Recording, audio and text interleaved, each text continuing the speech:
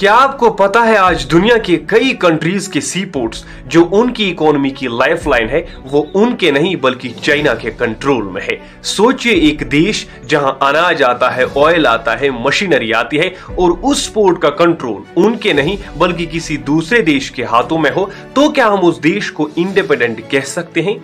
आज सिर्फ श्रीलंका नहीं, पाकिस्तान नहीं, ग्रीस नहीं, कीनिया नहीं बल्कि यूरोप के कई पोर्ट्स का कंट्रोल भी चाइना के हाथों में आ चुका है। और सबसे बड़ी हैरानी की बात यह है कि यह सब किया चाइना ने बिना एक भी गोली चलाए। आज की इस वीडियो में हम चाइना के इस ट्रैप को अच्छी तरह से समझते हैं, वो भी आसान लफ्जों में।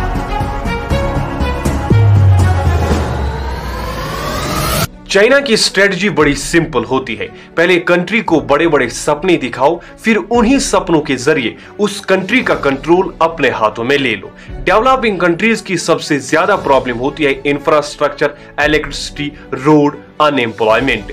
चाइना इन्हीं पॉइंट्स को पकड़कर कंट्री में एंट्री करता है। चाइना के डिप्लोमेट्स कंट्रीज के लीडर्स से कहते हैं कि हम आपके देश में हाईवेज, पोर्ट्स, रेलवे सब बना देंगे, लोन हम देंगे, टेक्नोलॉजी हम देंगे, सब कुछ हम ही देंगे, आपको बस साइन करना है। लीडर सोचते हैं एक तो कंट्री में डेवलपमेंट होगी, दूसरा इन प्रोजेक्ट से कंट्री की इकोनॉमी भी बूस्ट होगी। लेकिन इस एग्रीमेंट के क्लॉजेस कुछ ऐसे होते हैं। लोन मार्केट से ज्यादा इंटरेस्ट पर होगा, मटेरियल चाइना से आएगा, चाइनीज कंपनीज ही कंस्ट्रक्शन करेंगे, यहां तक कि लेबर भी चाइना से ही होंगे। यानी पैसा चाइना का, काम चाइना का, प्रॉफिट भी चाइना का। कंट्री दोबारा से लोन चुकाते चुकाते वैसी ही हो जाती है। यह है चाइना के ट्रैप का फर्स्ट स्टेप। जैसे ही प्रोजेक्ट खत्म हो जाता है तो अब बारी आती है लोन वापस करने की। लेकिन अब प्रॉब्लम यह होती है जो प्रोजेक्ट कंट्री में बनाया गया होता है उससे कंट्री को उतना रेवेन्यू जनरेट नहीं हो पाता, नतीजा कंट्री लोन वापस नहीं कर पाती।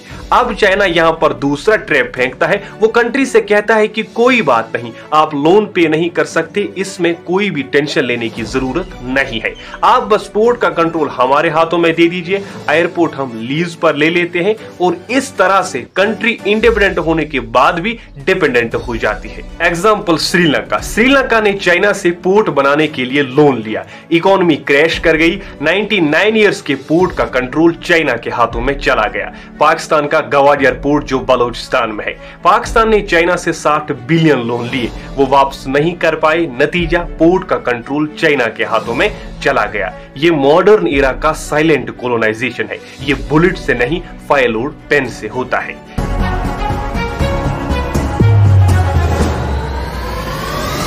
चाइना को पता है जिसके पास ट्रेड का रास्ता होगा फ्यूचर उसी का होगा, इसीलिए China ports, oil transportation routes, mineral miners सबको कंट्रोल कर रहा है। चाइना ने ऑयल ट्रांसपोर्टेशन रूट्स को सिक्योर कर लिया है, यानी कल को अगर दुनिया में किसी को स्मार्टफोन्स या कुछ भी खरीदना हो तो उसे चाइना के डिसीजन का वेट करना पड़ेगा। यानी कि चाइना फ्यूचर का रिमोट कंट्रोल सेट कर रहा है। चाइना को इस चीज से दूसरा फायदा ये मिलता है, जब भी कोई देश चाइना से इकोनॉमिक हेल्प ले लेता है तो वो यूएन में चाइना के फेवर में वोट करता है। वो चाइना के ह्यूमन राइट्स इशू पर कुछ नहीं बोल पाता, वो चाइना की फॉरेन पॉलिसीज को चैलेंज नहीं कर पाता। यानी कि श्रीलंका बोलेगा नहीं, पाकिस्तान बोलेगा नहीं, अफ्रीका बोलेगा नहीं, क्योंकि उनका कल चाइना पर निर्भर है। ये गेम पावर का नहीं इकोनॉमी का है। जो देश पोर्ट्स, शिपिंग लेनर्स, रिसोर्सेज को कंट्रोल करता है वही दुनिया को चलाता है। यहाँ एक और चीज समझनी जरूरी है, चाइना सिर्फ इंफ्रास्ट्रक्चर को कंट्रोल नहीं करता बल्कि वो नैरेटिव्स को भी कंट्रोल करता है, यानी लोगों के माइंड को भी कंट्रोल करता है। चाइना जब भी किसी देश में कोई भी प्रोजेक्ट बनाता है तो उसके साथ साथ मीडिया पार्टनरशिप्स, लैंग्वेज इंस्टीट्यूट्स और स्कॉलरशिप प्रोग्राम्स भी भेजता है। ये सब मिलकर एक सॉफ्ट पावर इन्फ्लुएंस क्रिएट करते हैं, यानी ऐसे लोग तैयार होते हैं जो चाइना की पॉलिसीज का सपोर्ट करते हैं, उनके क्रिटिसिज्म को कम करते हैं, यानी धीरे धीरे डिसीजन मेकिंग पर भी असर पड़ता है। सोचे जिस देश का इंफ्रास्ट्रक्चर, टेक्नोलॉजी, मीडिया, लोग सब चाइना के टच में हो तो वो डिसीजन इंडिपेंडेंट कैसे रह सकता है। लेकिन चाइना की कहानी यहीं खत्म नहीं होती। चाइना अब इंडियन ओशन के आसपास मिलिट्री और कमर्शियल पोर्ट्स बना रहा है ताकि पूरे रीजन का कंट्रोल ही उनके हाथ में आए।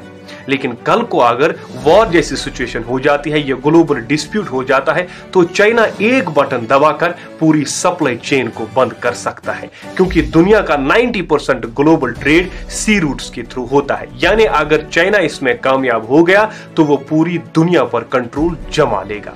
लेकिन अब सबसे बड़ा सवाल, इंडिया ये सब देखकर क्या कर रहा है? इंडिया नेबरहुड फर्स्ट पॉलिसी से लेकर सागर विजन INEC कॉरिडोर लॉन्च कर रहा है।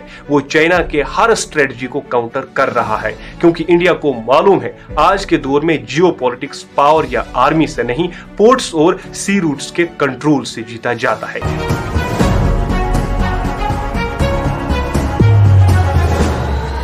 अब सवाल यह है कि क्या इस ट्रैप से चाइना पूरी दुनिया पर कंट्रोल पाने में कामयाब हो पाएगा या फिर इंडिया और नए अलायंस इनके इस गेम को हमेशा के लिए खत्म करेंगे? आपका इसके बारे में क्या कहना है हमें कमेंट्स में जरूर बताइए। उसके साथ साथ अगर आपको हमारी ये वीडियो पसंद आई हो तो हमारे इस वीडियो को लाइक कीजिए और हमारे चैनल को सब्सक्राइब कीजिए।